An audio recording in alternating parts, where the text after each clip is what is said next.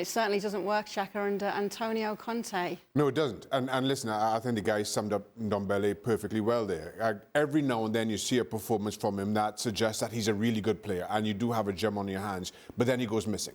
And now here's the question, especially after having run-ins with the managers that he did, managers like Jose Mourinho, Antonio Conte, who takes that chance on him. And right now, none of the big clubs in Europe would. Nobody in the top half of the Premier League would. So of the clubs who have money and in the bottom half and bottom half of the table and maybe are desperate for taking that gamble and bringing quality into their squads, how many clubs are there? And as we sit right now, I'm only thinking Newcastle. But then, given his history with some of the best managers in world football, how does he fit in? How does he acclimatize to sitting in a dressing room in the midst of relegation clash? And it just doesn't add up. So how Spurs get themselves out of this, I absolutely have no idea. They don't get the money back that they paid for him.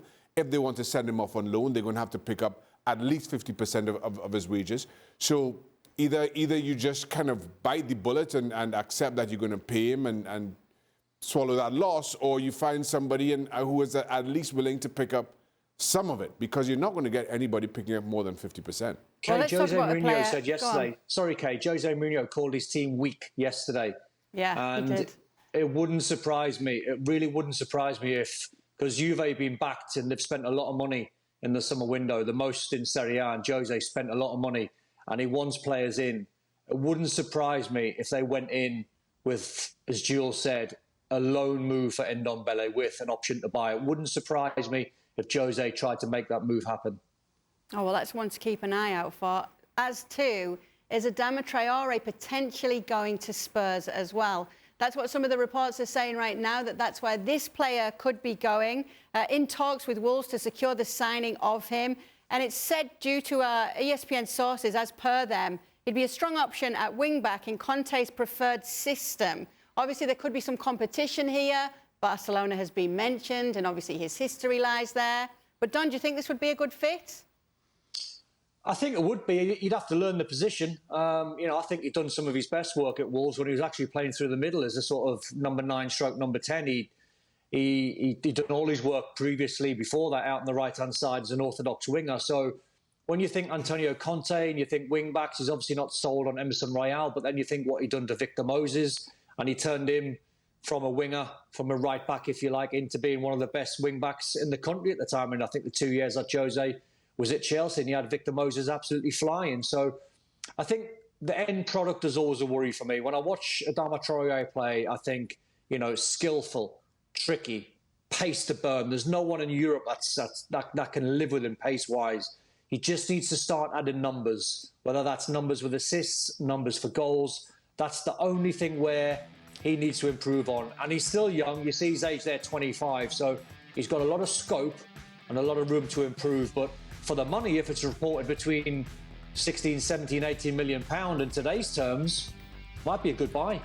It could be, but Jules, we see Adama Traore linked so often to different clubs, and he's still so far stayed put at Wolves. Can you see this happening, him going to Spurs?